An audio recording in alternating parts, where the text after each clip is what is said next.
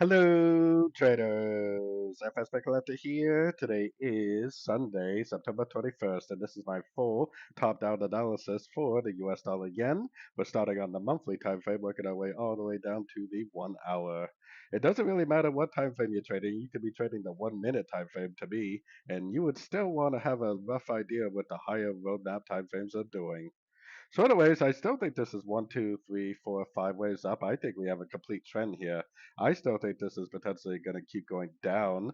I'm targeting either the 100% Fibonacci extension, which also lines up with the 78% Fibonacci retracement for a wave C, or if it's a wave 3, I'm targeting the 161, 178 Fibonacci extension. And honestly, that actually might be the more likely target because if this is a complete 5-way pattern here, then you would expect price to take out the low of wave 4, which the 161, 178% would take out the low of wave 4, which is exactly what you would expect when you see the end of a trend.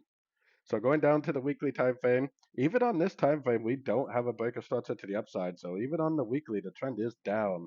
Now, yes, it has been drifting up in a very, very sideways overlapping pattern, but the trend is definitely down. And the fact that it's so overlapping makes me think that yes, eventually it is going to likely keep going down.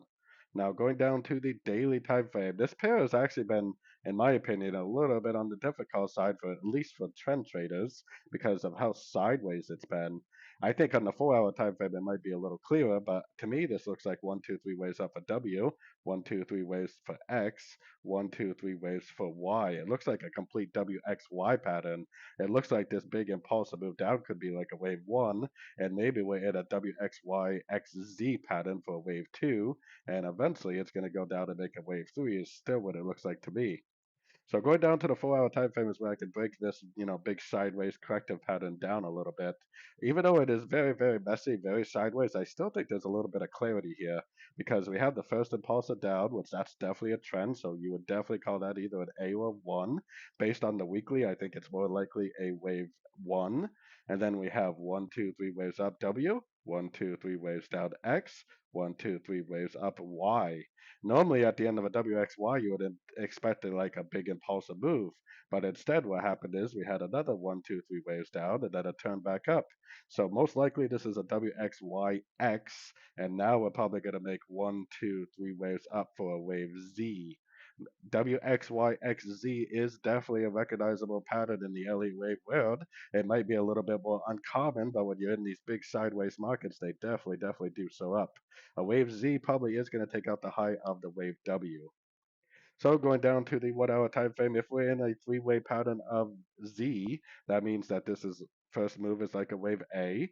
At some point, which I do not see a breakdown yet, so it might not happen yet. It could drift up more, but at some point it probably will make a pullback to the first move up for like a wave B, and then I would expect another impulsive move up for the wave C, because in wave Z on the 4 hour time frame should potentially break down as in 5-way pattern, a three-way pattern, and then another 5-way pattern like an ABC of Z on the 1 hour time frame.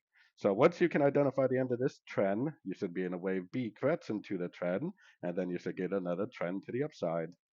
So anyways, don't forget to check out my website linked over here in the corner. And as always, thank you for watching and happy trading.